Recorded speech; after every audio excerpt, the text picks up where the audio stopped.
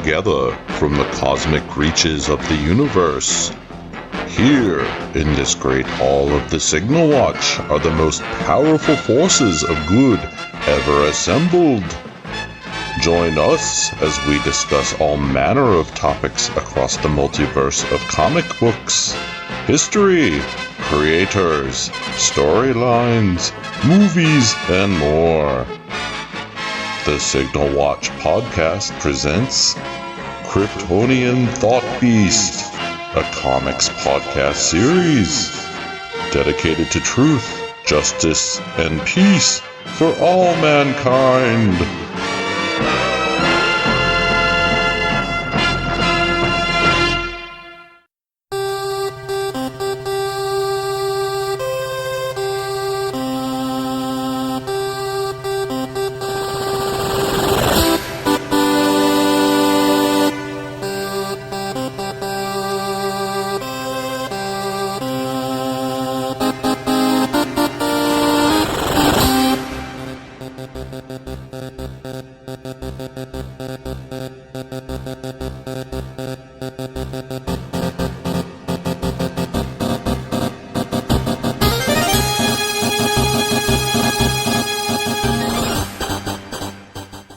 Hey everybody, and welcome back to the Signal Watch. As always, I'm your host, Ryan Steens, and with me today is... Stuart, go ahead. Stuart, go ahead. I'm Stuart. Hi. Yeah. Stuart, welcome back. It's a Superman movie. Of course, we have to have Stuart, but we also have to bring back... Hi, Danny Horn from Superheroes Every Day. And Danny, can you give us the nickel tour of Superheroes Every Day? Can. Superheroes Every Day is a comedy blog about the history of superhero movies, starting with Superman the movie in 1978 and telling the story of how superhero blockbusters became the world's most effective way to painlessly separate money from the public and then give it to entirely the wrong people.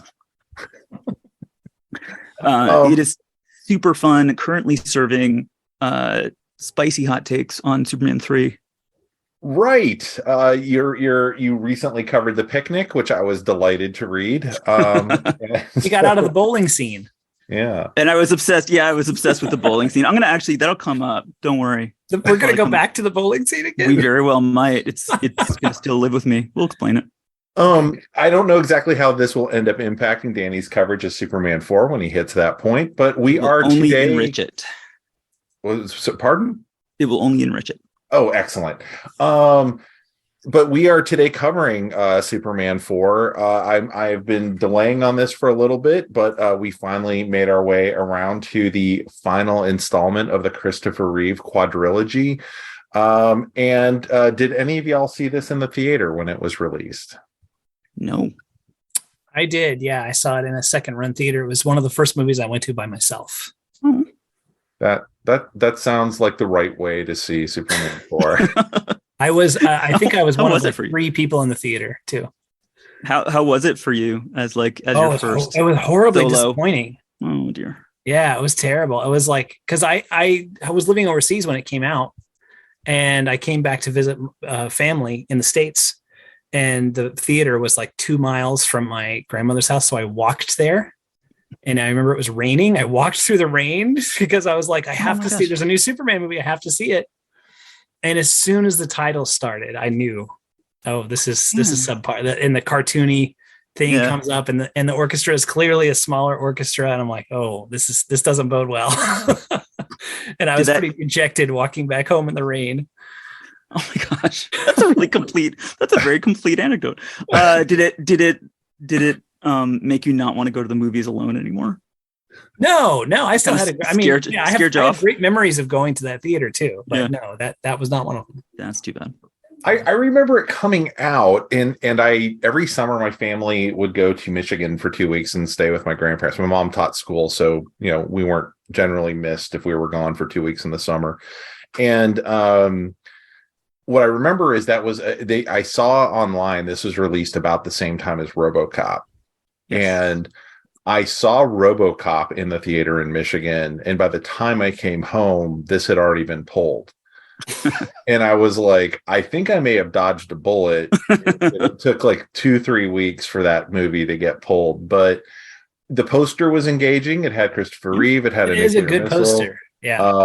I was getting Lois, which I was happy about. I had not. I'm second to none in my appreciation for Annette O'Toole, the Cat People podcast, but it was I didn't really see how Mariel Hemingway was going to fit in, and then I didn't actually see the movie until I was supposed to be doing laundry in college, and I just sat and watched it on broadcast TV with commercials over the course of like 4 hours. And we can talk more about that experience later, but that is how I watched it. It was on an 18-inch TV in my college apartment. Danny, when did you first see this? I think I first saw this when I decided that I was going to write about superhero movies. It was not one of the ones I had not yet watched all of the superhero movies that there were at that time. And so I had to skipped it. No, that was just one that had never really been on my radar.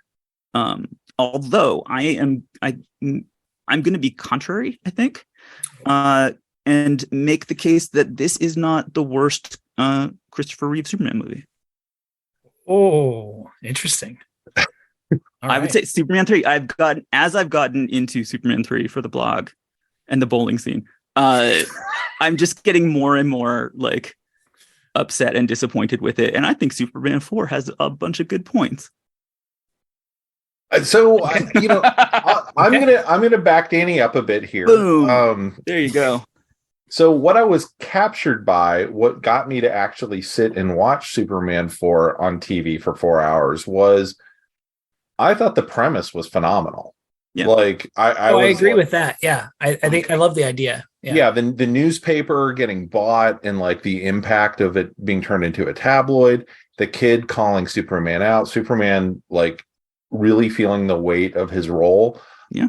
Him going, and I will say I watched it this time, and I wouldn't say I get like verklempt, I don't get like too emotional, but when Superman walks in front of the UN, I'm like, hell yeah. Like, you understand what his place is, you understand how big this is for him.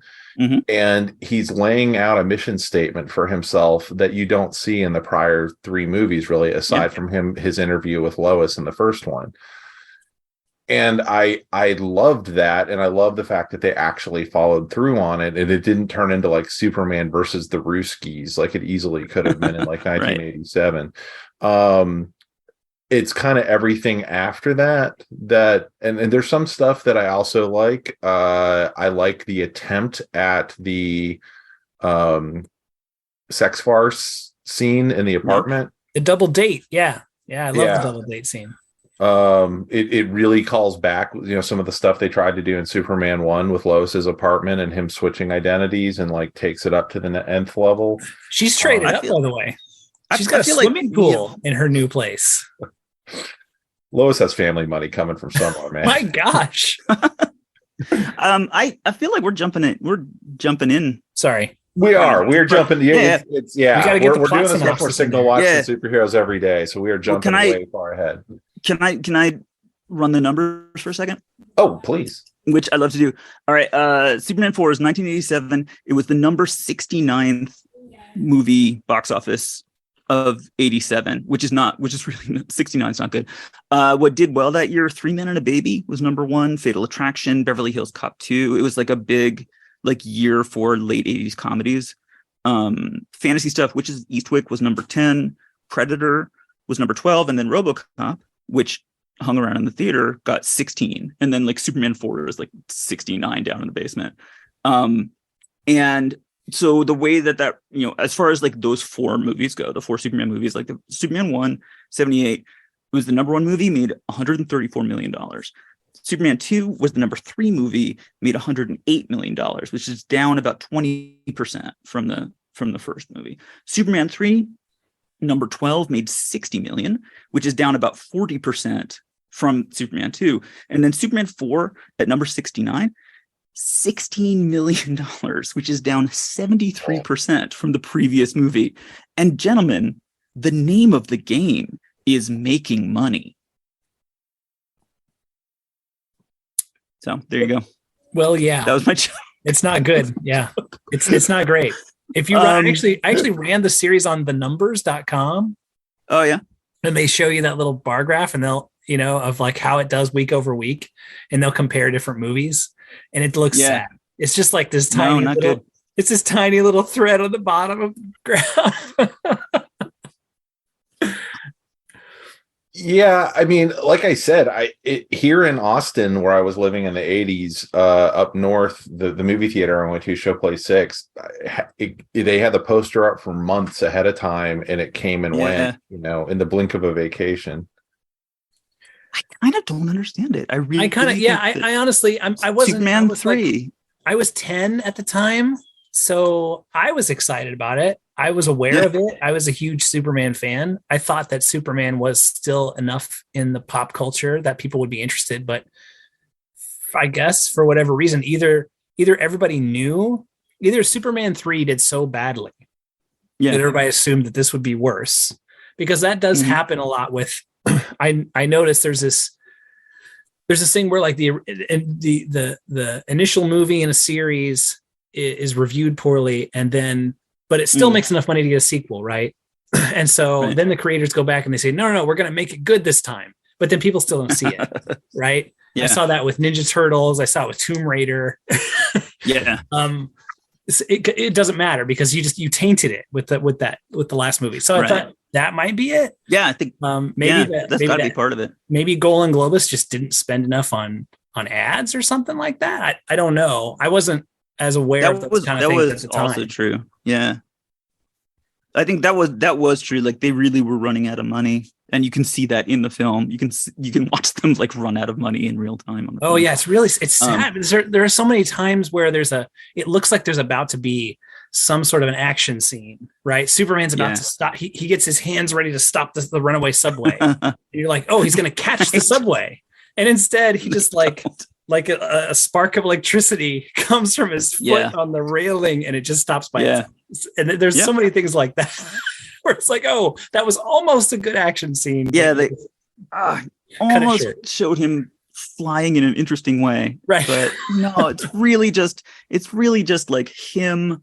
It's a shot of him and a shot of a building, like a postcard, and he just goes across that postcard. It's very sad. Some of the flying stuff reminded me of that scene from Wayne's World where they found the green screen. Yes, you remember? And they're like walking through, and it's like, now we're in Delaware, right? Now we're in Australia. Good day, mate. You can also, unlike the other films, which you have to really watch, to my opinion, you have to really watch Superman 1 and 2 to pick up when they're using a doll, like for the flying shots. And in this one, if it's not that one shot of him face first with the fist out, it's a doll. Yeah. And you can tell. And I only ever saw it, like I said, originally on an 18-inch TV, where I was going to notice that a little bit less. But now that I've got a 4K flat screen TV, when I watch it, it's clearly a doll. I feel like that was true of Superman 3 as well. Like, not as much, but Superman 3, like, they also they stopped using like the special Zoptic method, where you can see like him. That was what's so great in the first movie is like him and the scenery like moving and changing at the same time. And so Superman 3, Richard Lester just decided, nah, I don't really need to do that anymore. So it's a lot of like point and shoot. And then same thing for Superman 4, but like even worse, because Superman they had even less money. Just looks really flat to me too. Like at least in 2 and 3, even in the Richard Lester stuff, like the colors are softer. It's shot in a more interesting way. Superman 4, the colors are very flat. Like the red is like a I don't know, like a blood red, whereas it used to be kind of like a soft orange, like everything. You were just talking about that UN scene. Yeah. And I also love the UN scene, and it totally is a moment that would have worked in comics. I love when he gets up and they're like, oh, we need someone to sponsor you. Like every single country raises their hand. I'm like, that's a wonderful. So cute. Nice little touch. But the whole thing is just shot so flat, like it's a TV movie or something, that kind of undercuts it. And it's for fourth graders. Like, it's really obviously like, I think you were probably the perfect target market. I'm the target audience. Right? If you didn't like it, then not only that, but I was totally into the the whole nuclear arms race message. I was Yeah. I was actually in Reykjavik for the 1986 nuclear summit with Gorbachev. Wait, were you Yeah, were my you a mother worked delegate? in- What are you saying right now? My mother worked in the embassy, Okay. right? So I was totally aware of all that shit, right? I was totally like front of mind, and I loved that whole idea. Yeah. I just don't know that it actually it doesn't seem like it goes anywhere, you know? Well, I have a question for you about like if you were there, like I think my theory, which is probably wrong, is that the reason it has all of these like random swipes from Superman 1 and Superman 2 is so like they go to the farm for no reason and they get like pick up the green thing and Lex like talks on the radio frequency, all this stuff that's like straight from and the terrible like kissing Lois. My theory is that Superman the movie was 9 years ago, and if you were like 9 or 10 years old, maybe they figured you hadn't seen it. So that's my question. Like, had you seen, even though you were that young, like had you actually seen the first movies? So VHS was already a thing in 1987. I mean, I had a VHS collection at that time, and I'd seen Superman. I mean, I might be an outlier you might not might not be the average person, but yeah, I had those movies memorized. Okay, yeah, and they were widely available to buy for like $14.99, right, anywhere. And plus, I'd seen them on cable and stuff. Yeah. So all right, yeah, so I knew that theory was wrong. Yeah, there's a lot of swipes, and they're like they're just not. They're not done as well. Like I can forgive it if it's done better, but it's. Oh yeah, no. But yeah, the thing. So yeah, you were saying the UN scene is great. The double date scene is great. But the thing I can't get past is the can you read my mind scene. That kind of ruins the entire movie for me. Honestly, like I cannot get past the idea that he's having a hard time. So he just, anytime he wants to, he can just go and unwipe her memory. Right. And say, hey, make me feel better. Yeah. And then, and then redo it again. Like, my God, like I'm the first to kind of defend the kiss scene at the end of Superman 2 as being like, I know it seems kind of bad, but like it's a one-time thing and he's trying to save her suffering and whatnot. But when you do it like this, then you really are making so casually. Yeah. So yeah, it's such a casual thing. It's horrible. It's the way he manipulates her and uses her like that. The other thing I wanted to mention that I thought they did really well was I thought the movie does a pretty good job of hinting that Lois really does know. Yeah, that he's Superman. Well, so, especially later in the movie when she brings in the cape and stuff, and she's like, "Well, if you do happen to see him, tell him I said this." You know? I feel like I totally agree that like I hate that they do the kiss, and it's because it's kind of it's assault. It's some kind of like it's a terrible thing to do to a person, and so it's totally terrible to do it again. But I think other than that, I think the movie is really sound on Lois. Like that's actually one thing that I like about it. Is that Lois basically like it shows their emotional relationship and how he really can't actually make big decisions without going and talking to her. That's true. Every time he makes a decision, like, even after he talks to her. Yeah. And I really do think that the scene where he's really sick and she comes and says, there's some stuff that I would want to say to Superman. I think it's a great scene because I think it does sort of say, she says something about like, I just felt pulled here. And I knew that Superman was in trouble. So I came to you. Like I think it's like the way they're playing it is like, yes, she keeps getting her memory wiped possibly every week. But like unconsciously, she knows that she feels some kind of connection with him and like Superman and Clark. And that relationship for the two of them is hugely important. And every time he has a scene with her, he comes out and he's like, now I understand. And she doesn't even give him advice. It's just like talking to her and being with her and like making that connection. He's like, okay, now I know what to do. So she's still great. Yeah. Yeah. That is my number one reason actually for liking this better than Superman 3. She kind of is like the audience or the peanut gallery too. I love in the UN scene when it's like Jimmy is like, what's he going to say? And she's like, something wonderful. Something wonderful. I love that. I love that. Yeah. But I think my mind ruins it. I know. Yeah, I really wish they hadn't done that. It was interesting. Stuart last night or this morning sent me this little short video. It was like 2.5 minutes, and it was a some British thing where they were comparing, I guess probably around the movie's release. They'd interviewed Christopher Reeve saying why he did the movie and and then they interviewed Margot Kidder. And Stuart had sent it to me with some line about, like, I guess Margot was pissed while she was making the movie or something along those lines. And it reflected, the video completely sealed what I was thinking when I was watching the movie, which I don't disagree with anything you said. And I wish I had said among the things I liked that scene with Margot Kidder talking to Superman in his weird apartment in front of the fire. And I'll get into his weird apartment later. But she says, clearly Christopher thought I was too, because he had a lot of control over this movie. Clearly he thought I was like too old to be the actual romantic figure.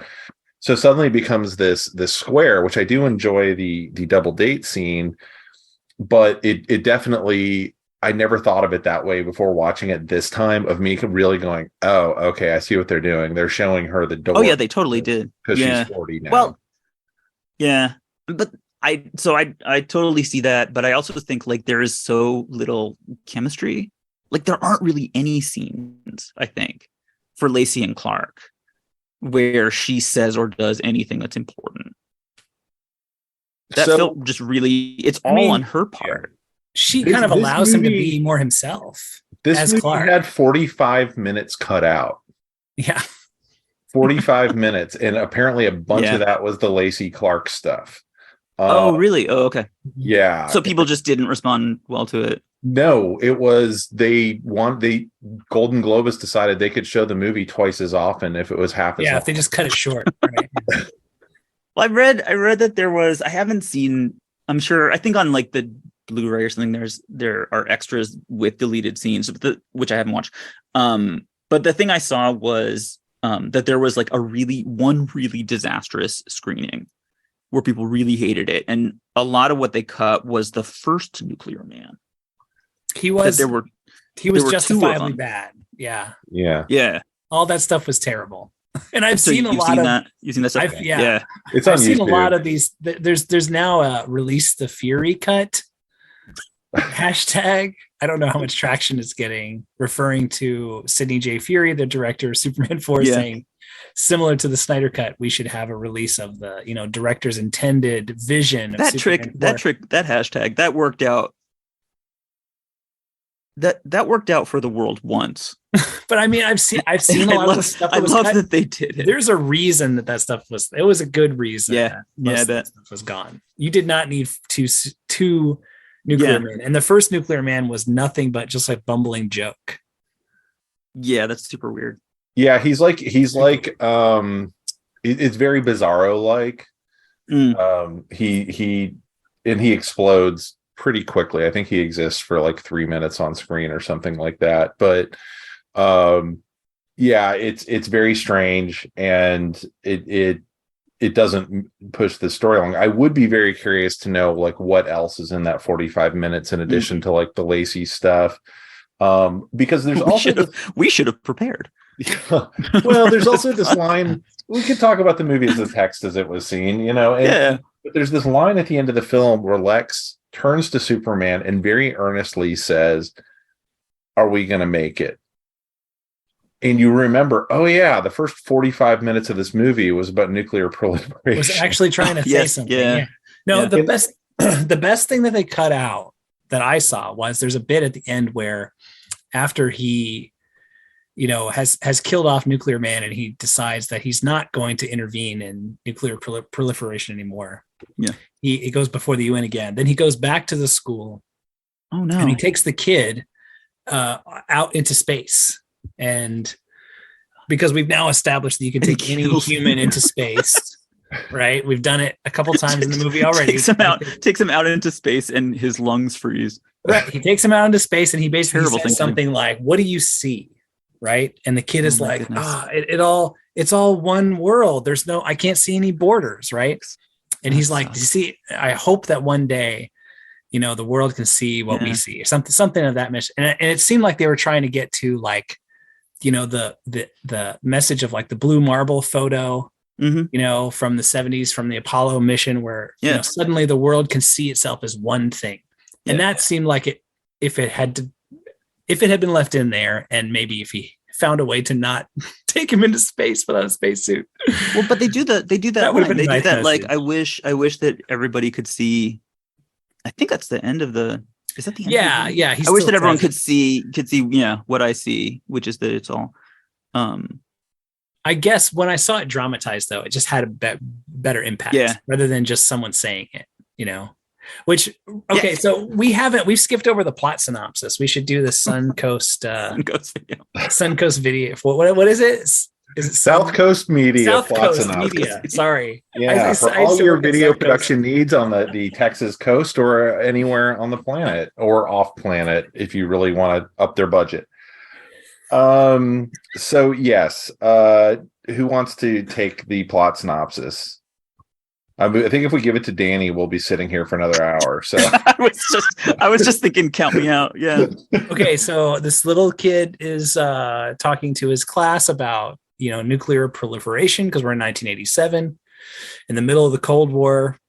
As I'd mentioned, the Gorbachev-Reagan summit had just taken place, where they kind of like start the process of agreeing that we're building too many nukes and maybe we should take it down a notch. And so everyone at this time in the real world is afraid that at any time we're all going to die from. This is so not faster than what I was. I'm sorry. I'm setting the stage. It's relevant.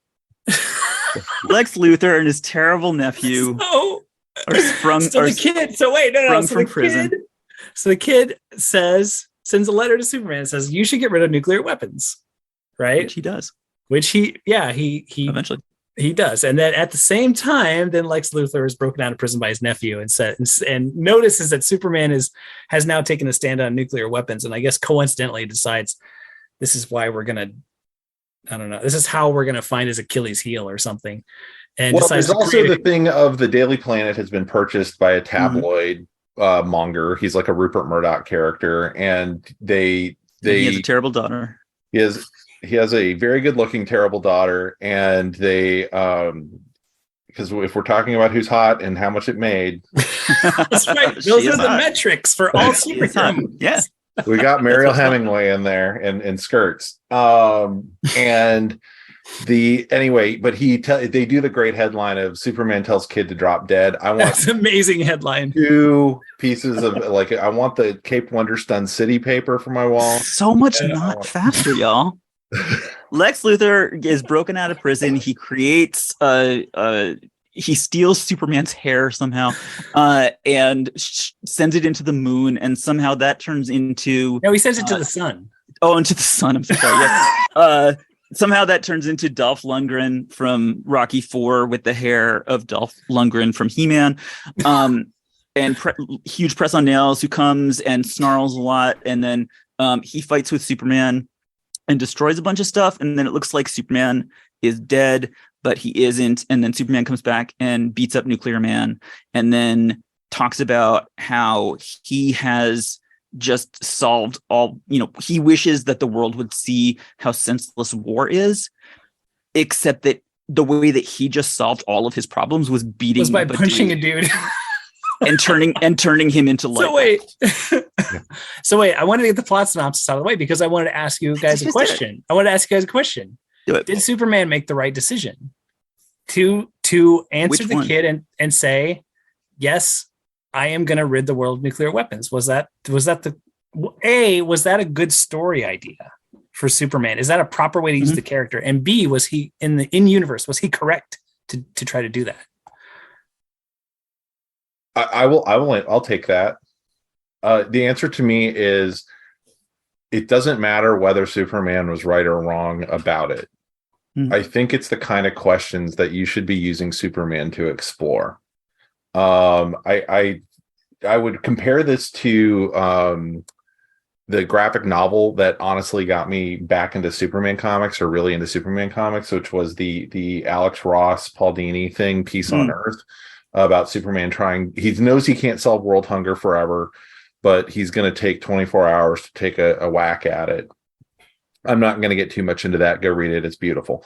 Mm. This movie takes the opportunity to answer the question that everybody would ask watching Superman and wondering about someone who has that level of power, of what happens when they take that on, when it's something that should collectively be the joint decision of humanity, which is the decision Superman finally comes to is I can't be your god. But somehow ... nuclear man, which just muddies the whole thing. Yeah. But they also took their shot at saying we need to have a movie where Superman punches a guy. Which, we have a lot of Superman movies. He punches very few people. Batman gets to punch lots of people. And so I think it is a worthy story and a worthy question. It's what got me to watch it when I was 19. I still, like I said, I still like the first part of the movie. I like it right up until he puts all the nuclear missiles into a net and throws them at the sun. Come on, that's very Silver Age. Oh, I like that. No, I don't dislike that. Everything following the net. Okay. Yeah. Except for Lacey sitting on his desk. I like that. Here's the thing. Okay, the thing about the net, though, that got me wondering was is he really going to wait for all these missiles to be fired before he takes them? If he really wants to rid the world of nuclear weapons, he's got to actually start breaking into these facilities. Become like an enemy of the state. Yeah. And that's the place they didn't go to that I thought would be more interesting. It looks like he kind of just arranged with everybody to just like one by one shoot your missiles as high as you can, and then I'll catch them. That's right. And then put them in this net, which is probably not the best way to do it. Like you say, I love it as a wish fulfillment fantasy of like, wouldn't that be great? And I think especially for like this Christopher Reeve version, who's just so earnest and so for real, that I think he would want to do. And it makes sense to me that fails, because it kind of violates basically every reason why weapons exist. But the reason I ask the question is because I knew a lot of people have said over the years, as I've been talking about Superman movies to random strangers, they've said, one reason this fails. I imagine you sitting down at an Applebee's with complete strangers and being like, all right, time to talk Superman. No, like a popular thing I have heard is a reason it failed. One reason, not also because the budget was shit, but one reason it failed is because they should never have done this story in the first place. This if it was done today, it would be woke Superman, right? Right. That Superman should not have ventured into like real world issues, politics and things like that. And I disagree.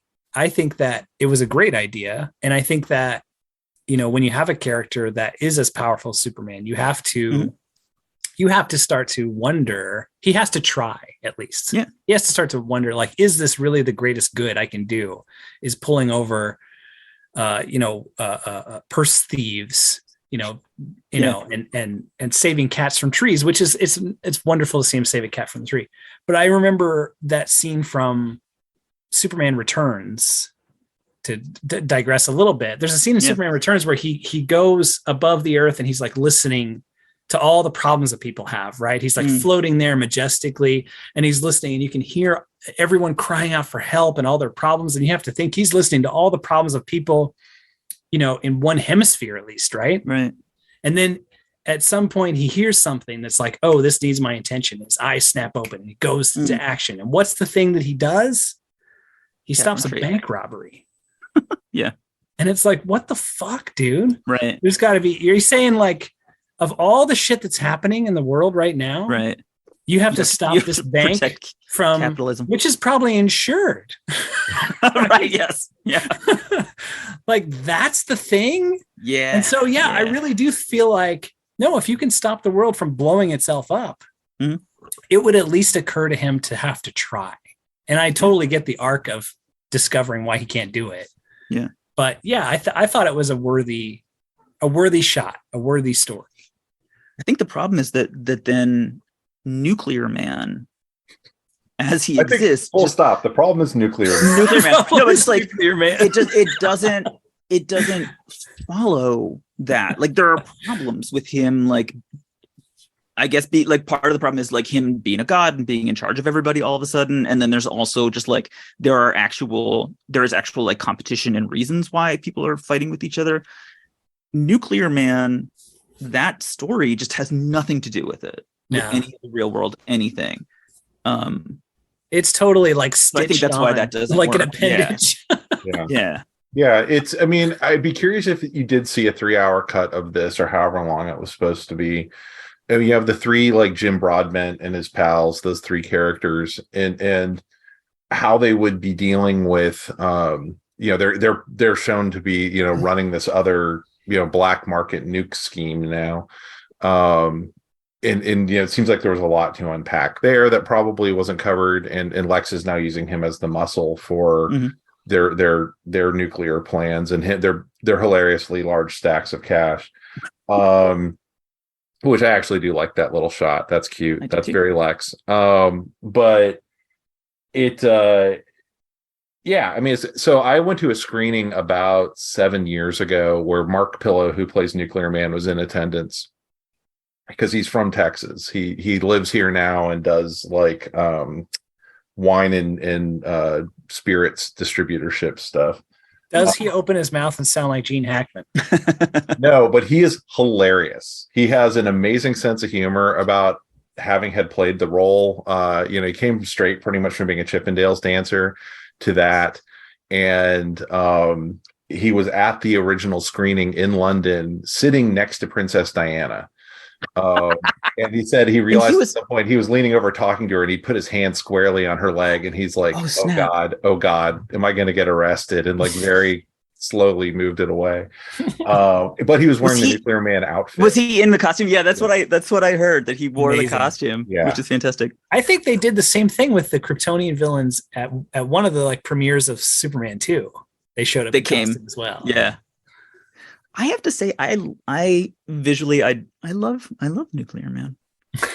I appreciate. You like the press-on nails? You already appreciate. You described the press-on nails as press-on nails. They're not Wolverine claws. They're press-on nails. He is like a handsome, muscular, half-naked blonde dude in a silly outfit. And if you have a problem with looking at that, then I don't know why you're watching superhero movies.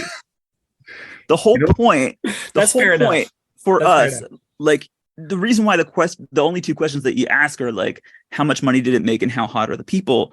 Like the duality there is like the reason why movie studios make superhero movies is to make millions and millions of dollars. The reason why the audience watches them is to populate our fantasy lives with images of gorgeous people in fetish gear doing visually interesting things. And was he doing visually interesting things though? I believe that. I mean, not as much as he should have, but but like likable characters, plot that makes sense. Obviously, those are pluses. But if the thing that you care about if the thing that you really care about is strong storytelling, there are so many other genres that I could recommend to you rather than superhero movies. We watch superhero movies for hot dudes in almost no clothes with fire coming out of them. Following up on one of your recent blog posts, I will also say this is the first time watching this I realized he has a bit of a blonde Henry Cavill thing going on. Oh yeah, I can see that. Like, I am in my writing, and this has always been the case. I am unrelenting in my appreciation of handsome, muscular dudes, which I think that's part of my film criticism. That's in my tool. That's in my toolkit. I just couldn't. I don't see it as it go down the same path. I might be appreciating Mariel Hemingway more, but I always like, how do I work this in a way? And then I'm like, well, we're just going to talk about it now. I don't believe. Okay, about Mariel Hemingway though. Hilarious. Lacey Warfield. Like I don't believe anything that comes out of her mouth. Because she's horribly written. When she first is introduced, she says, "Men love me, I'm rich." Yeah. Like, what the fuck is that? No, men love me because I'm hot is the line. Why did you say I'm rich? I know, yes. I don't give a shit.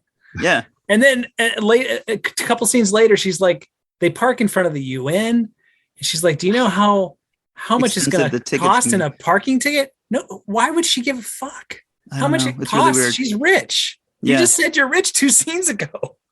I feel like she and Margot Kidder accidentally switched lines in that. Like, I'm not kidding. Like, each of them said each other's lines. Oh yeah, yeah, that is true. Yeah. Yeah, and the two of them kind of have a shallow off about Clark, where it's like which one of them Lois is like, be interested in Clark, forget that. He's a nerd and a Boy Scout. And then Lacey is just like incredibly like weird and shallow. And her, like, I think her on the desk, I think, is hilarious. I feel that's that was not casual at all. No, that's fucking insane. Her like was showing was her so legs, desperate looking, and they do saxophone music over it. Looking at that for like the third time, I was like, oh, fourth graders. Like, that's how I figured out that's right. that is who this movie is for. It's like, right. That's absolutely a fourth grader way. Yeah, you have to scream, this woman is sexy. Sexy. Yeah. That's what this is. Like Smurfette, but more so. That's right. I did enjoy a lot of the stuff. I did enjoy was Clark's scenes with her, though, like at the doing the fitness scene and whatnot, and he can't get the the routine right or whatever. He's going left, everybody else is going right. I loved all that stuff. I always have liked clumsy Clark. I've been an outlier among Superman fans. If you on the Superman message boards, back when message boards were a thing, everyone hated clumsy Clark. Yeah, I love clumsy Clark.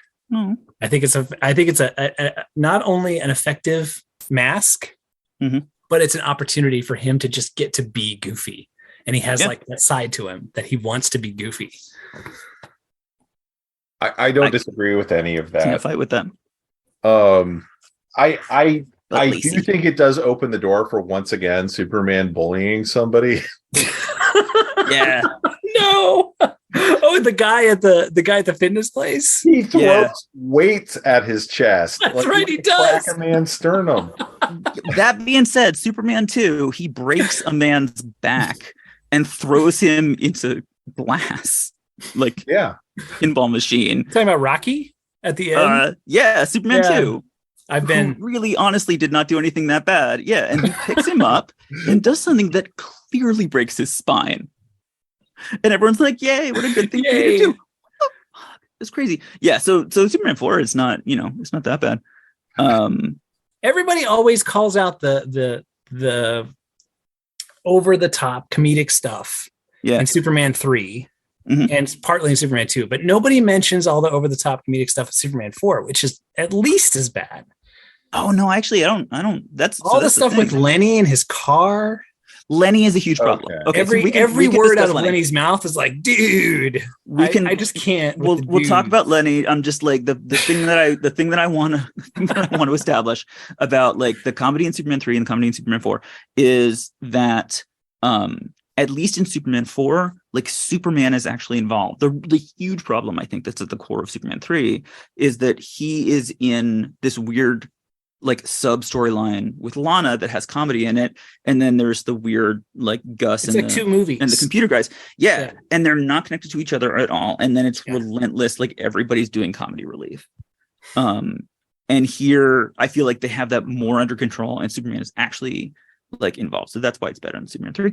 But Lenny, the Teenage Mutant Ninja Turtle.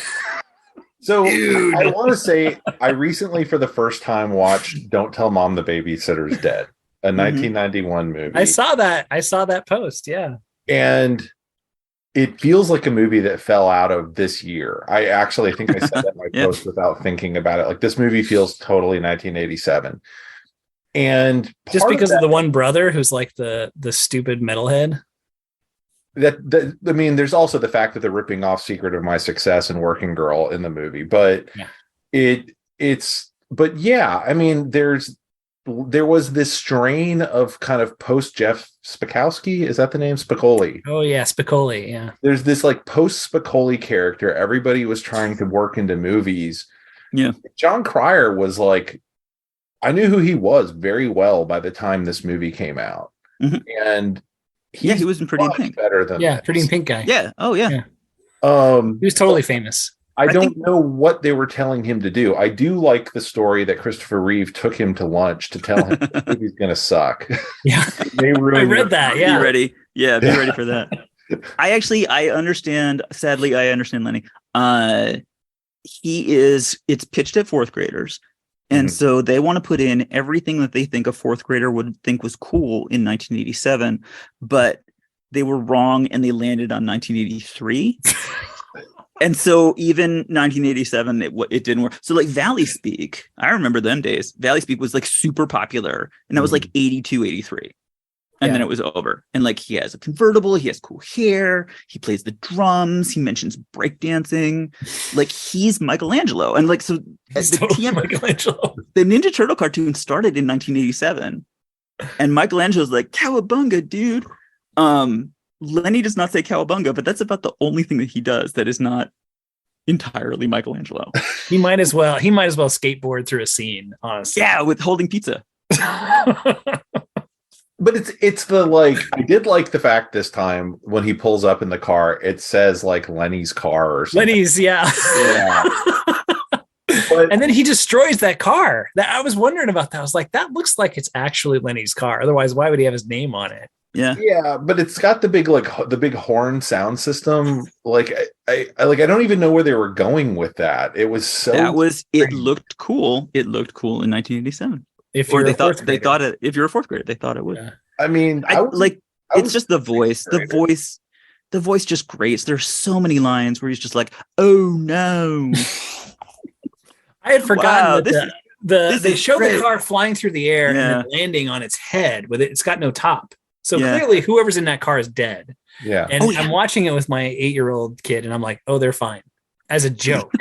Because I do that as a joke. Anytime we're watching a movie and clearly someone dies off screen, I'm like, oh, they're fine. Yeah. I say that, oh, they're fine. And then they show the cars like climbing up all with soot covered faces and stuff. Yeah. Oh, right. It's that kind of movie. It's a cartoon. Like a cartoon, right? So they really are fine. Yeah. But yeah. Hey, do you know what, Uncle Lex? We're gonna be parents. He's hard to listen to. I admit that. Ironically, John Cryer about 3-4 years ago got picked up by the CW to play Lex on Supergirl. Yeah, he's not bad. He's amazing as Lex. Yeah. He kills it. Yeah, no, he is very funny. There are I mean, he was on 2.5 Men, which is not a show that I watched. But did that very successfully for many years. He was on some like buddy movie sitcom where I just thought he was hilarious that got canceled after one season. But yeah, no, he's funny. It really is just like they have specifically told him to talk in this Valley Girl speak that they thought would be cool. I don't know how we got the dailies back. It didn't say it's we're going to redo. This is terrible. That. Yeah. At least try a different reading of the same lines. Well, no, they had to so much of it is like ADR, right? Like when he's spinning around and all that stuff, he's like, oh no, like specifically recording that. I'm in love with your Lenny impression.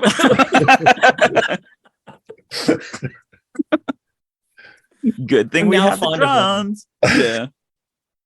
But yeah, it's a weird choice. I do think Lex, I mean, they got Hackman back, which is fascinating. Like I don't know how much money they threw at him to get him back, but good on them. Yeah.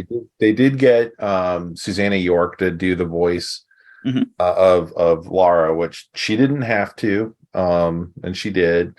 So money was clearly at some point getting thrown around. But like you said, like before filming. Yeah. Well, and then you get to the scene of like the fight around the Statue of Liberty, and it literally looks like a South Park cartoon of the Statue of Liberty moving across a photograph of New York. There's literally a shot during that fight where you can tell they didn't do the superimposition over a film. The boats are not moving on the water. The wake is still in the harbor. So they just took a photograph, an aerial photograph, and did the film composite over the top of it. Yeah, the balls on these people. I know. just didn't have money. Well, it's. I guess what you're saying is it's Superman 4 is sloppy in ways that 1 through 3, at whatever faults they may have had, they were not sloppy. Not this way. Yes, I agree. I agree. I mean, Superman 3 is not this bad. Yeah, Superman 3 had some issues with what computers can do and not do. Yeah. but yeah, I mean, this is like a whole new level of just, the fight on the moon where they're moving in slow motion, but it's not slow motion. I mean, it's, I love Christopher Reeve. All right. I love these movies. Superman, the first Superman movie is my favorite movie. It's painful for me to watch this. It's painful to watch those scenes where they're just goofily like pretending to move in slow motion on the moon and stuff. Yeah. And one problem is like, in what way is he nuclear? I'm sorry? In what way is he nuclear? Like the thing that they don't do, which I think is insane for a character called Nuclear Man, is they don't put a mushroom cloud behind him. Like that's, on The Simpsons. He doesn't seem to emit radiation. Yeah, there's nothing being around people isn't dangerous. Hot. He's and just then hot the and way electric. And spoiler like, alert, Radioactive Man in The Simpsons, like whenever they show him, they put a mushroom cloud. Like The Simpsons understands how to do a radioactive character. He really was just like sun energy man was the way they played him. Like he has to have the sun shining on him at all times. He has no ability to store solar energy, even for like 10 seconds. 10 seconds. I know. Like, yeah. Because Lex is planning to rule the entire world like during the day. By day, isn't the way that he ultimately defeats Nuclear Man by putting him into a nuclear reactor? Yes. Yeah. Wouldn't that just power him up? I know. It's the weirdest thing. That's what I thought. And that, I remember when watching that and seeing him go into the nuclear reactor and going, oh no, he's going to come out like twice as powerful. It was like the Gremlins going into the swimming pool, right? Like they're going to come out. It makes more energy. And the weird thing is like, then you see like all the lights come all over the world. Like that's not how electricity works. I know. It doesn't just so much brighter. It's so much electricity that it even like goes into your house and turns on all your appliances. It's fucking great. But we didn't talk about Superman's amazing power in this one of repairing the Great Wall of China. Oh, the Great Wall of China. Yeah, that's like the worst example of that stopping the subway thing, where it looks like he's going to do something physical, and then instead he just stands there and it magically happens. So weird. And there's only white people at the Great Wall of China. That's the other thing that I noticed is the Great Wall of China. Entirely white people. That seems like it. I've never been to the Great Wall, but I've been to some touristy attractions overseas, and I can say that they are predominantly. I mean, I could by white people, no matter what the ethnicity. I'm just saying, you're doing a scene in China. They repairing the Kent farm in England. They didn't go back to Canada, even though the farm was still standing. The farm's still there. Yeah, I will say though that. On the plus side, the farm in England, the weather matches actual Kansas weather a lot better. It's gray, it's overcast, it's rainy, it's depressing looking. As somebody who lives in Missouri right next to Kansas, that is what it looks like. Yeah. But my guess is they built 30 feet of Great Wall of China. Or rented one that was already, around or whatever. But that shot of him just like looking at the wall, because you want to spend a minute. Little beams come out of his eyes. Nuclear Man's powers. He just points a finger and Lenny spins around, and you're like, "But there are no rules." Yeah, it makes I remember. I mean, kids used to complain about the stuff in Superman 2, where all of a sudden he invented new powers. Yeah, he can like the cellophane S. Yeah, right? It's so weird. And the villains are like pointing lasers out of their fingers and stuff. That stuff looks like Citizen Kane compared to this. The volcano too. I think the volcano scene is very, very funny when he comes up and all the Italian people are like, "Oh no, oh no, it's a volcano." That he goes and uses his heat power to cut off the top, like shear off the top of a mountain. And that's amazing. That's an amazing. That's actually a good Superman idea. I do like it because it is a goofy Superman idea, but I'm like, and there are no natural consequences to that particular thing. See, the only thing missing from that is you just put like a cork on to stop, over this bottle. It just stops. And then you use your breath to cool down the lava on one street. No further ecological consequences whatsoever. The only thing that would have made that better is Richard Pryor narrating what he was doing. That would have been great. And then he looks around and he just uses the laser beams out of his eyes. Yeah. Cool power, just like, wow, it's amazing. Problem solved. Problem solved. Yeah, yeah. That's good stuff. But yeah, I mean the film does just kind of, and you never find out why Nuclear Man wants to go after Lacey. He sees her. I actually rewound the video because I was like, did I miss something? Why I think does that's he something all that of a was sudden cut. care about Lacey? That's the thing that I read was right? that I think the first Nuclear Man who was cut out of the movie, yeah, I think had something with Lacey. And then second Nuclear Man was made out of like stuff from the first, and so that's why he likes Lacey. This is what I gathered, but I don't know. Yeah, it doesn't really make any sense. No, and he does. That's where you can fly people into space because she goes in her right. She goes in space. Yeah, she goes into space, and there's wind blowing in space as well. Yes. Nice. There's something that I love about the kidnapping Lacey moment, which is like Lacey has now decided that she doesn't want to run a tabloid anymore. She cares about, because nothing that Lacey does seems motivated at all. But suddenly she wants to do journalism, and she doesn't want the paper to create a disaster. And her dad says, like, what kind of a disaster could we, like, basically Rupert Murdoch, like, what kind of disaster could we possibly bring about? And I'm like, well, meanwhile, over at Trump Tower, right? Like, that line, it hits a lot differently for me in 2023 than I think it did in 87, of just like, what could, right-wing tabloid media possibly do that would hurt anybody? Yeah, the whole journalism subplot actually is pretty good. That's why I think that's one of the better parts of the movie, where the Daily Planet, this respected, New York Times surrogate, is taken over and suddenly becomes the New York Post. Yeah. And all, we see it from the inside, and we see the effect that it can have, right? Although not as strongly as I would have liked, but still, it's funny with the kid, drop dead kid. And the comments that it makes about, journalism. And I thought the point, although they didn't sell it well enough, was that Lacey was like affected by her relationship with Lois and Clark. Yeah, that she becomes a better person. Yeah, that was cool. I like that part. Yeah, I love the bit where Perry White goes and gets the financing to buy the buy back control of the paper and stuff. All that was cool. That is hilarious. That for me is like, haha, business guy, I out-businessed you. I have business. I used business to out-business the business guy. Now I own everything. And everyone goes, yay, we did it. It's like, what did you do? What did y'all do? It's extremely fourth grade understanding of things. Exactly. Yes, it is. Yeah. Yeah. And like, how does he know how to do that? I read my own paper. It's a very fourth grade ending. It is satisfying, though. Like, I kind of buy it, but it's so silly. After Superman 4 came out, as a nerd and a Superman fan, for decades I was reading in the new magazines and such, talks are happening for Superman 5. Yeah. Before the accident was Christopher Reeve. It seemed like we were like right on the cusp of Superman 5 about to happen for several years. There'd always be like a blurb in Starlog and stuff like that. Do it. Sorry? I thought that Reeve really didn't want to do it. He didn't, but they were trying anyway. Things were moving, people were still trying to trade scripts.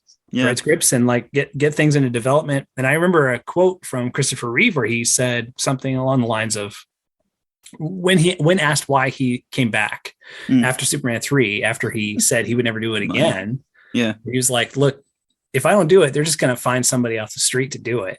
There's still the economics of modern blockbusters is there's going to be a Superman 4, and it's just a matter of whether I had part of it or not. And I think there was going to be a Superman 5 eventually, whether it ended up being, with another actor. Starring Mark Pillow. Yeah, right. That would have been great. But it just never, Superman 4, I think interest was kind of cratered after Superman 3, and then Superman 4 did not do the you don't make any favors. You don't make 16 million at the box office on a $40 million movie, but that was also in an era when sequels were expected to do less.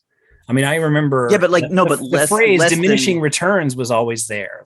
Every sequel was expected to do less, but not less than the amount it cost to make. Yeah, it was a $40 million. Not less than the craft services from the first movie. This is a thing that I thought was really funny. Like Warner Brothers, I read this. Warner Brothers gave them $40 million to Canon Films for Superman 4. And Canon Films was like in trouble financially. Like they were already bankrupt. They were basically making too many movies at the same time. And so they diverted more than half of it to other movies and just spent 17 million on Superman 4, which I don't know how you do. And then but even then, like they spent 17 million on it and they only got 16 million back. You don't make pretty amazing, like honestly. It's like it's almost like a producer's style situation where it was like you wonder if it was designed to fail, you know. Well, it wasn't designed to fail, but they had talked themselves basically into their own Ponzi scheme. Oh, yeah. They were constantly borrowing against the next film, hoping the next, and that's why they started making bigger and bigger films and kind of got into that. That's when you get He-Man and these other things that they essentially did not know how to make. Right. And they didn't spend the money on the people who did know how to make them, who would have told them how to do this. Right. Don't do this like this. Yeah. And so that's how you end up with He-Man, and you end up with this. And thank God, because we got that He-Man movie. God, thank God. They clearly were just completely. I mean, there's a whole documentary on Canon Films. I highly recommend it if you haven't seen it. It might be called Electric Boogaloo. Electric Boogaloo, yeah, it's awesome. And then I watched a thing that recently was posted to YouTube that I guess found me through the algorithm because I was looking up other Superman 4 stuff. That was like, it was called like, why was Superman 4 a shit show? And it's something that Joe Blow does with the Joe Blow entertainment site. And anyway, it was interesting to hear them kind of talk about how these guys were operating back in the day that I don't think that documentary covered very well. It was this whole Ponzi scheme. And they just had this like, they ended up taking the money, their 40 million they could have made this much more interesting movie with. And they were, people show up for shit for that Chuck Norris is in, they'll show up for Superman. Like clearly that was the notion of how this was going to work. And they weren't crazy for that. I mean, that turned out not to be true, but it could have. I think they underestimated the extent to which people show up for Superman for spectacle, though. And that's one thing they really did not deliver. Yeah. But I mean, I remember the word of mouth kind of over the years when you'd run into the rare person who'd seen the movie, because at 16 million, I didn't know many people who'd seen it. And I will say this, I do think this movie is far more watchable than Supergirl. There's no comparison. And I think the storyline is coherent in a way that Supergirl is not, and that kind of shows you, had we kept the Salkins around, God knows what Superman 4 would have actually been. I think it's really, for me, the reason why Superman 4 is okay is because they had Margot Kidder and Gene Hackman, who are both like excellent in both 1 and 2, and I think for the stuff that they are given to do, I think they're both excellent in this movie, and respected those characters and gave them screen time.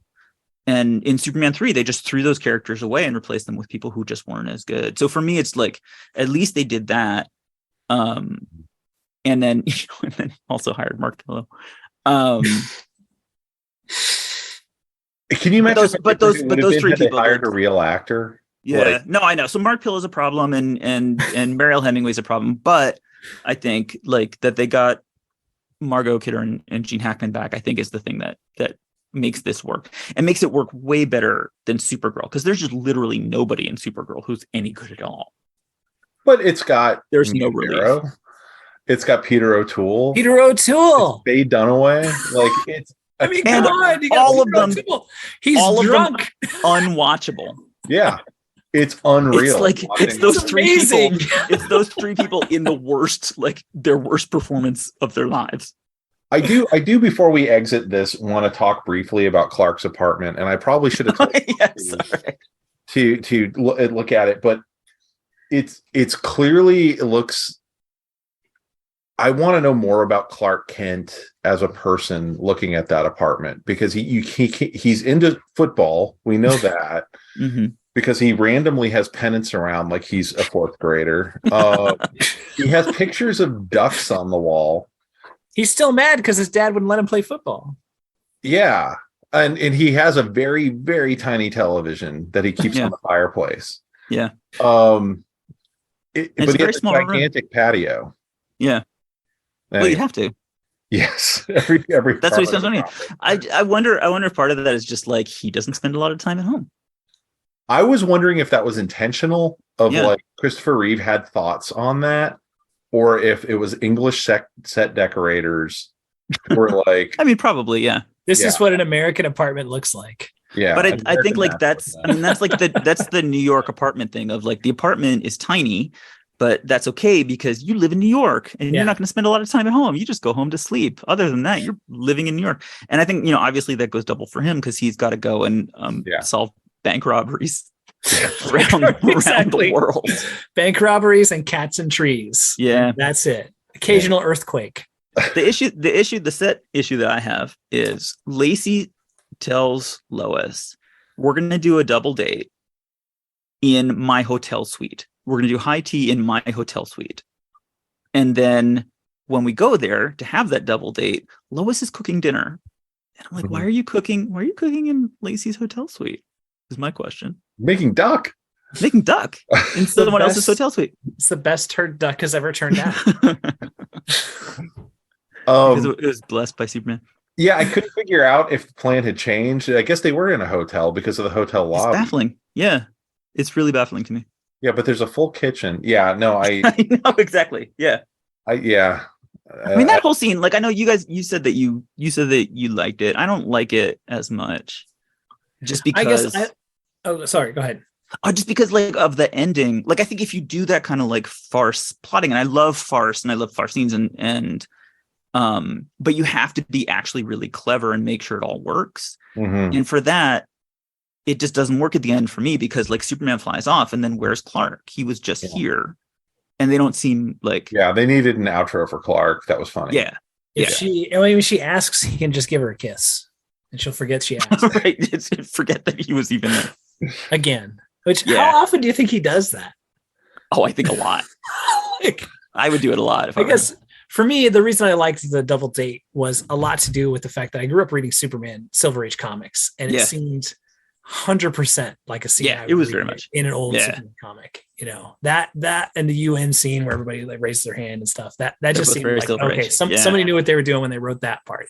I'll tell you what this movie needed though. In the middle, because this immediately Superman goes and fights Nuclear Man right from the den. Monkey. They need a monkey. They needed Beppo. They needed to cut back to Lacey and Lois just like eating duck in silence. That would have been amazing. As like a post-credit stinger. When do you think Clark is coming back? I don't know. Where did they go? That would have been amazing. Then Nick Fury shows up and says, "I need both of you." But yeah, Mariel Hemingway has one of those like IMDb pages that's like page after page of stuff you have never. I have seen her in one other thing that was a 90s sex comedy called The Sex Monster that was on like HBO and had a title in Mariel Hemingway that worked together for me that I watched on HBO one night. That is the only other Mariel Hemingway thing that I can think of immediately that I've seen. Oh, wow. Wasn't she famous? I thought she was famous. Yeah, I knew who she was by the time this came out. I had seen her in the Mean season with Kurt Russell. I'm now looking her up. Yeah. And then the other thing I always think of is that episode of Tales from the Crypt with Andrew McCarthy, where he gives her like a love potion. Okay. He has a crush on her. He gives her a love potion, and then she is like insatiable and like basically sexes him to death. Huh. That sounds pretty good, actually. Yeah, no. She's in Manhattan. She was in Manhattan. That was the thing. Oh, that's right. Yeah. But I mean, she and her sister were famous because they were grandchildren of Ernest Hemingway, and that was why they were like a thing around the mid 80s when they both hit. Margot was a model and she was doing the acting bit.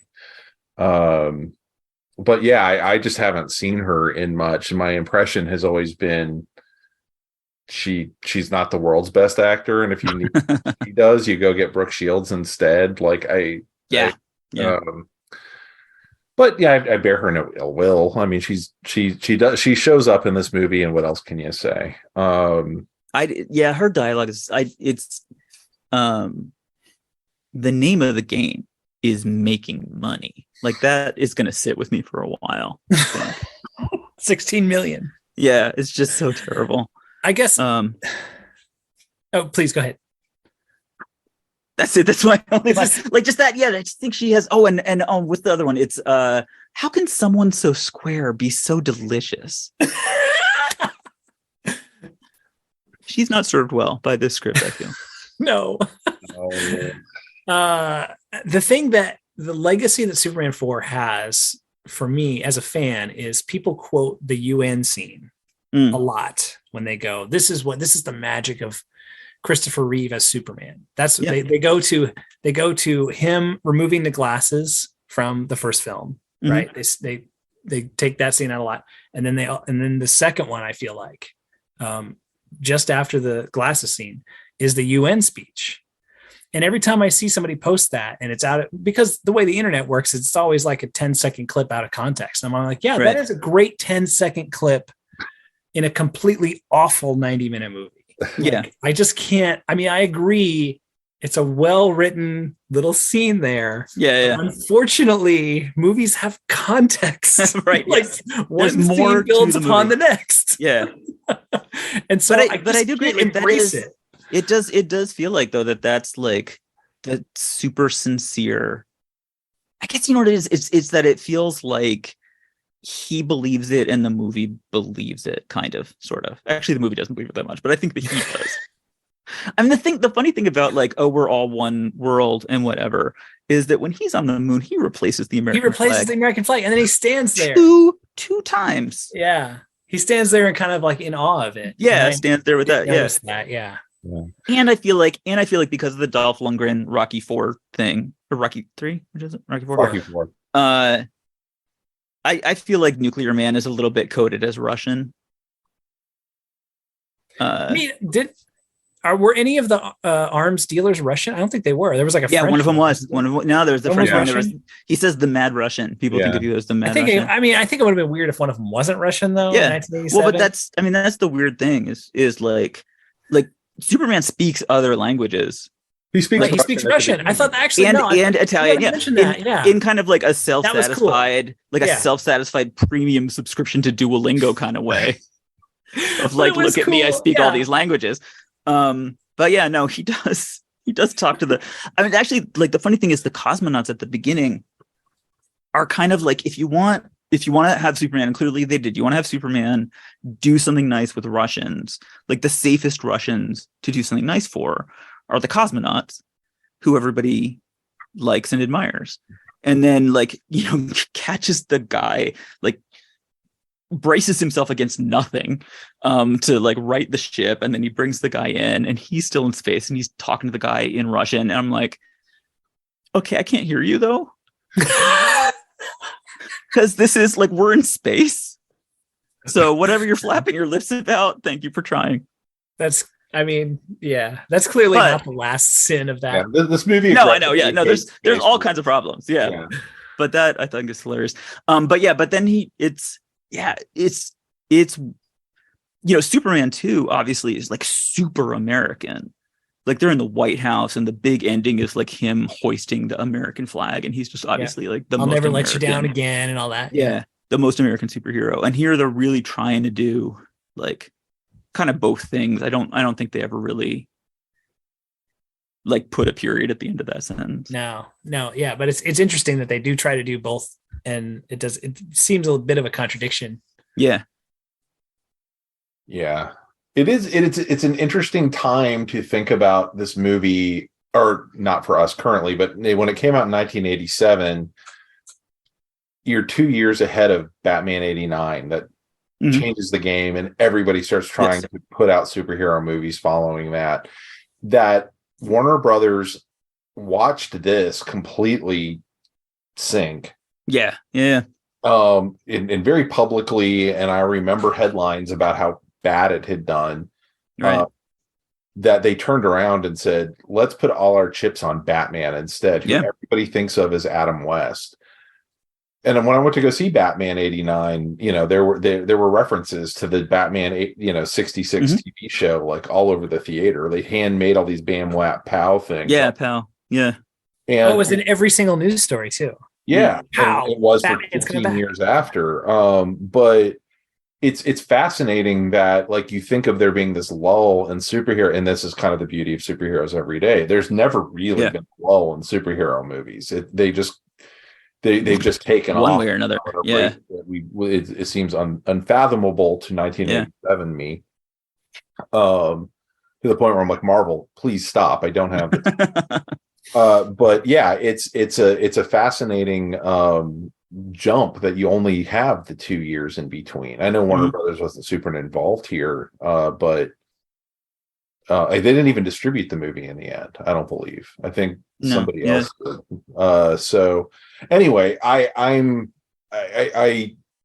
I think about like the legacy of this, it's kind of interesting in that it's more like the lack of legacy because so few people were ever exposed to it. And then and you're right. And 2 years later, the narrative totally changes. Right. And then all of a sudden this will make movies following that for years. But you'll make a ton of money if you can get this. If you can get this right. And they tried and I guess I remember Stuart hearing about them trying a Superman 5 kind of on the heels of this or of Batman rather, but it was always like a blurb in Comic Scene or whatever, so I never knew how seriously to take it. I think this movie probably poisoned the well for Christopher further Reeve, Superman movies.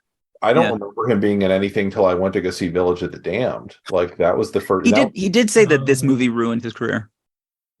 I don't know how true that is because I think so my recollection is he did this in exchange for creative control and also an agreement that he would get to do. He got another movie called Street Smart. Street Smarts, and then he got Switching Channels.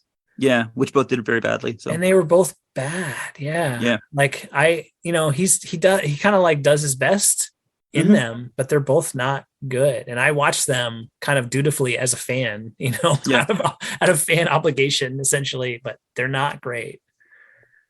Yeah. Well, I do want to say he did pop up in Noises Off as well, which I think he only did at that time because that was a filmed stage show. Noises Off was after that. No, and he was great in that. But like, I think what changed with Batman 89 2 years later is they finally started to do the superhero film as a genre in itself. They said the world that the superhero lives in has to be just as weird as the superhero stuff. Yeah. Whereas until now, every single movie has been like, let's make a typical 80s action movie and we'll put a guy in tights in there. Right. And finally we start to get movies where they're like, oh, the weirder the better. We'll do Dick Tracy where the entire world is like 4 colors and shit. Yeah. And it's now like visual spectacle. It's totally like the world itself is the spectacle, not just the guy in tights. Right. And that was I think a key component that they were always missing. Yeah. Because it really, Superman can be done that way too. And they really haven't done it even with Man of Steel. They did a little bit with Superman Returns where they kind of made it like super Art Deco, but not really. I felt like when I was reading Superman comics, especially like Silver Age stuff, Metropolis didn't seem like just any city. It seemed Metropolis should be the most exciting city ever. It was a weird place. Yeah. It was like the city itself is a fantastic place where it wouldn't seem out of place to have a dude flying around in tights doing weird shit. Yeah. So that's kind of the element that they were missing up until Batman with Michael Keaton hit it out of the park by living in that like hellscape, of Gotham, and everybody was like, yes, do more of that. Yeah. Yeah, I that may well be it. I'm still processing that idea. I think that's not wrong. I think the idea of a Superman, I've heard, they need to do it as a 1938 movie. They need to do it as, whatever, just totally replicate the Bruce Timm designs, which I don't necessarily disagree with any of those things. But I do think that there's something really interesting as an idea about what could you do with Metropolis and not just show New York, which is I think there's also when you talk about like Donner's ideas of verisimilitude and being able to buy into it, and probably what they could even conceive of in that period, the idea of well, what does Metropolis look like? If you opened a comic for 30 seconds, you're like, well, it's drawings of rectangular buildings. So, we don't need to necessarily do it was all the kind of stuff around that. It's, Professor Potter running around making time machines by accident. And they've made an island in the shape of Superman off the coast. And, all the other crazy. Well, that in the 70s too, they had the novelty going where it was the Superman was like a fish out of water, right? Yeah. He was this throwback to nostalgia.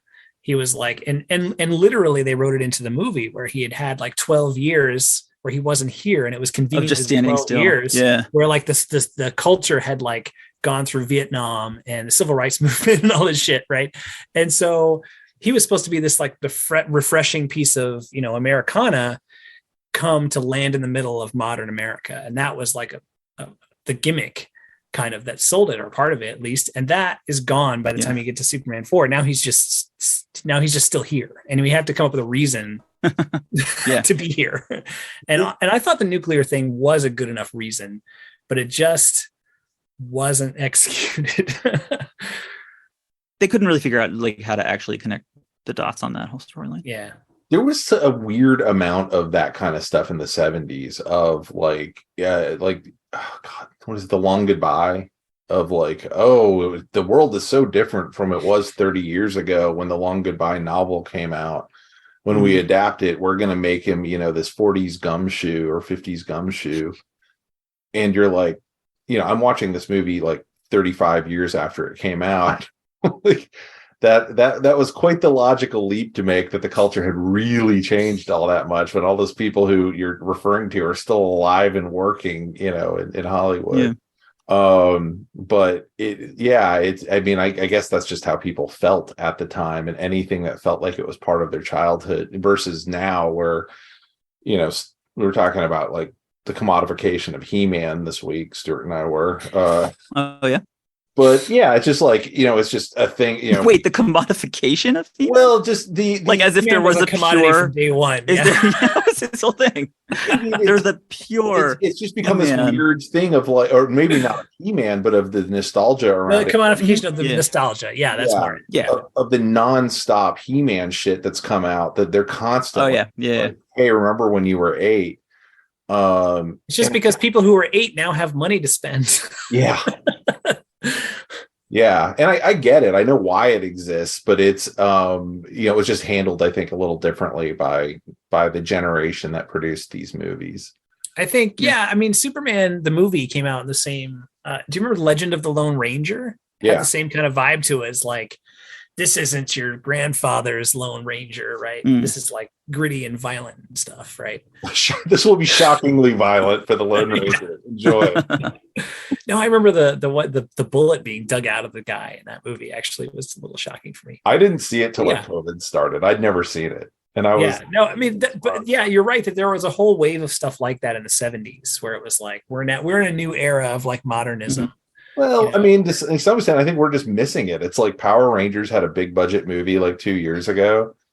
That wasn't for me, but it was for the people who were 5 when I was 18. The Avatar keeps showing, not Way of Water, although you could probably include that as a nostalgia bit at this point. But the Last Airbender stuff. Yeah. Oh yeah. I mean, they keep bringing that back, whether anyone's asking for it or not. And people are. I mean, Pokemon's been around for fucking 30 years at this point. Constantly refreshes. Yeah. And it's a slightly different way of doing, I think, a lot of the same stuff. The thing that's been interesting is kind of watching the wave of things like the superhero stuff's all kind of survived. And curiously, too, I talked about this a bit in a different podcast, but the Addams Family debuted at the same time as Superman, and like Wednesday's show on TV. But the like Hopalong Cassidy's disappeared, Roy Rogers, all the stuff that like prior Singing Cowboys. generation. Yeah. It might be Musketeers, all that's gone. It might be the Superman in the 50s was explicitly tied to American patriotism. Mm-hmm. And that was something that really stuck to the character. And that was something that, they kind of played as a joke in the 70s movie. Right. But I feel like that, to me, that feels like a part of what makes it so challenging to deal with the character now, because American patriotism has a totally different connotation in the 21st century. Yeah. Right. It makes you think of like MAGA guys now. It makes you think of like, doomsday preppers and dudes with like "don't tread on me," license plates and shit like that. Yeah. And it's not the kind of wholesome, could be a good citizen shit that was in the 1950s. And so I kind of feel like it's tainted a bit. Then like Man of Steel, then like Man of Steel. That's them trying to like, let's update this. And I think people kind of recoiled from it, except for like the hardcore Snyder Bros. Some people did, but a lot of people love that movie. I mean, people younger than me mostly. I don't understand that. Yeah, I am super interested in kind of what James Gunn is going to do. I'm really happy that he's got Superman as like, that's where this is going to start, is with the Superman movie. I'm interested, and especially I feel like he's saying all the right things, right. and he's tweeting all these images of like All-Star Superman and stuff, which is very encouraging, because I love All-Star Superman, and I honestly think that's like the pinnacle of all Superman stories. And I agree, although adapting that is not a good like first not a straight adaptation, right? But I just feel like just having that kind of feel, he's saying all the right things, But at the same time, I feel like as a Superman fan of like 40 years now, I've heard people say the right things before. Bryan Singer seemed like he was saying all the right things too. Yep. And, it's kind of like, I feel like Charlie Brown with Lucy lining up the football. Like you're going to have faith in it. Yeah. Finally, I can't. I just don't have it in me. Like I got excited for Superman Returns. I got excited for Man of Steel. I even got excited a little bit for Justice League, God help me. Oh, and because I was like, no, they're going to turn it around. It's going to be fine. No, and it's been a decades long shit show. Yeah, and not to mention Smallville, which was a painful 10 years that I stayed glued to the TV because that was like sunk cost fallacy, right? It's like no, I've invested 7 years. I have to keep going. Right, it's been bad for a long time with only very few bright spots. So Lois and Clark first season, Lois and Clark, you can't deny the appeal of that. I'm sorry. No, Terry Hatcher was great. I love Terry Hatcher, and I love I forget the guy who played Lex, even though I met him in Metropolis. I feel bad now that I forget his name, but he was great too. Me too. And the dude from Son-in-Law who played Perry White, I liked him too. But if I don't buy Superman, then the whole thing falls apart. And I did not ever like their version of Superman. So don't tell Danny that. You're gonna break his little heart. I'm sorry. I know he's hot. Like, I agree. I know. He hasn't like Superman should be hot, and that is why I love Henry Cavill as well. He's my favorite Superman. I don't like either of his movies. But I think Henry Cavill would have made a great Superman. He totally would have. Yeah, no, it's those things are not his fault at all. No, not at all. And I really am sad that like it's the like poor Henry Cavill narrative right now. Yeah, I'm sure he's doing fine. Yeah, absolutely hilarious. It's always like, that he got jerked around. It's like, oh yeah, let's have a lot of like the most attractive, famous, like gorgeous, completely successful and rich man. Like, oh, poor Henry did not get like the poor, like gorgeous rich guy, like didn't get precisely the thing that he wanted. And therefore we feel bad for him. But I really was kind of looking forward to another Henry Cavill Superman movie where it was going to be a decent movie and he could actually like play Superman well. I thought for a minute there, I was like, well, Black Adam wasn't very good, but if that's what it takes to get Henry Cavill back, right? We can suffer through Black Adam. Yeah, that's fine. Yeah, no, I was excited. But but it's just we'll kind of see who they cast. I feel like we're not delving enough into the legacy of Lenny. as a character in modern literature. The interesting thing I think about Lenny is you never see another character like Lenny pop up in something like that. I'm not sure that's true. It's the Superboy show. I tried to watch the Superboy show like 5 years ago or something. The Salkind produced one, and they very much had like the Lex and Lenny sort of thing going on that. And yeah, maybe there's been other characters who've been a little bit like that, but it's a good thing I brought my drums. I love Lenny. I love and hate every single thing that he says. I think it totally validates your thing about this movie is made for fourth graders, because it's like, okay, we need a stand-in for Miss Tessmacher. The fourth graders don't give a shit about Miss Tessmacher, right? Being sexy or whatever. They don't care about that. No, we need somebody funny. Yeah. Who speaks just to fourth graders. No, totally right. There you go. Yeah. And his legacy, it still lives with me.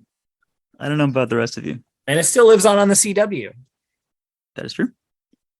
Well, yeah.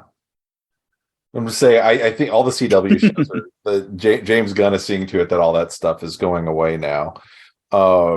I think this will be the last season of Superman and Lois, probably based on all that, unless tragic. It's much more profitable than I think. A tragic waste. Yeah. But yeah, it's I can't. They don't necessarily like Iron Man doesn't start with like who's the villain in it? Jeff Bridges. Mm-hmm. Yeah, Jeff Bridges doesn't have like a wacky sidekick, right? For him to like Ryan, wait, let me understand what's happening right now in the history of civilization. This moment in our culture. Are you saying that after Superman 4, there are no further annoying characters in superhero movies? I think that pretty much. I feel like you and I have an entire podcast worth of examples to the contrary. This is a bold thesis. How about Elektra? How about the little girl? Little girl in Elektra. Little girl in Elektra, whatever her name was. I feel as if done and done. Swoop. Yeah. Yep. There you go. I can pull them out. New Mutants. What else did we do? Daredevil. Now I'm just almost everyone in Inhumans. Yeah, Lenny was not like a purgative. Well, okay, so Lenny was filling the Otis role. I love just the idea that like Lenny was just something we had to get through, and now we're immunized to him. I mean, that is kind of true. Well, okay, so this is a completely separate podcast to cover like some of this stuff, but we're gonna do this. I went back and read your Black Adam post. I was like, I think he liked the skateboarding kid. I loved the skateboarding kid. Loved the skateboarding kid. He was the only character I liked. I can't believe they have this character in this movie when I was watching. He had all the action figures. He did. I loved that kid. Yeah. I identified with that kid when his room got trashed. Yeah, that was the one moment of that real was drama. The most tragic moment of the movie. All right. Yeah. Yeah, absolutely. With not a care either. A little off of Superman 4 somehow I get that. But and I think we've probably this committee will reconvene on a future topic, possibly just talking about that kid's room. But I appreciate y'all's time on this and your attention to Superman 4, which is never an easy thing to get through. Do you have any other thoughts on Superman 4 before we call it a day? I didn't save any thoughts. I just spewed them forth as they occurred to me. That's kind of how I think Superman 4 happened. I just wanted to submit Rod Schneider from Judge Dredd as a successor to Lenny. Not modern, but you're not wrong. But he's Mr. I am law. Right. I had a friend who went to go see that, and he came back and was like, it's so good. And I was like, really? Because it looks really bad. And then he's like, no, he paid for me to go see it with him. And we walked out, and I was like, I don't know what to say, dude. I know you dropped $7 for me to see that, but that was horrible. And he's, what are you talking about? I am a Stallone apologist, and that is not a good movie. No, it was long too. It wouldn't stop. Yeah. Do you remember my maxim? If you're gonna be not good, at least have the decency to be not long. So, Danny, do you have any final thoughts here on Superman 4? Yeah, I think my final thought is about Lois Lane. That I think honestly, like, this is, we didn't really talk about it here, but like Lois Lane, I think is literally one of the best characters in fiction. So much fun, so interesting, just set up to create plots and plot twists, and to connect with a character who can connect in a sincere way with almost nobody else in the world. If you get Lois right, I think a Superman project just can't be that bad. I think they got her wrong in Superman 3. I think they got her not amazingly, like she's not super involved, but I think they mostly got her right in Superman 4. And that's why, like, when people say it's the worst Superman movie, I have to disagree. I think that is a solid argument, and given your current review of Superman 3, I'm really having to spend a lot of time with the movie thinking about it, and you haven't even gotten to the Army General scene yet. Oh, that's coming. Yeah. But yeah, it has its strong points, it has its weak points. It is, I think, a movie much like Black Adam that is far more fascinating in what happened to make what you yes, yeah, in the movie itself. But I if you've not seen it, it's worth going out and actually watching it at least once to see what did 1987, 4 movies in, and a product of the cheapest, dumbest studio on the planet at the time. What ended up happening? What did they get up to? Yeah, it's just like, don't go in expecting fireworks, but do go in like this is a fascinating bit of cinema for that reason. And with that, I'm going to go ahead and wrap it up. And again, gentlemen, thank you so much. Deeply appreciated. All right. Thank you. Man. I'll see you soon. Stay super. Keep super in your hearts, or whatever.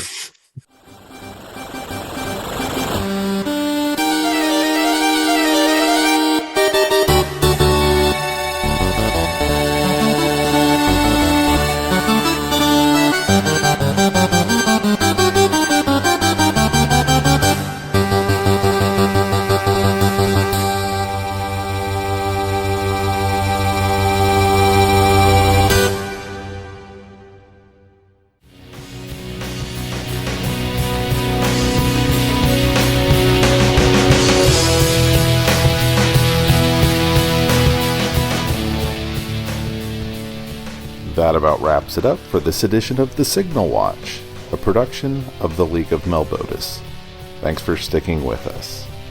If you enjoyed the podcast, we invite you to drop on by the Signal Watch blog, where you'll find write-ups of a wide variety of movies and more.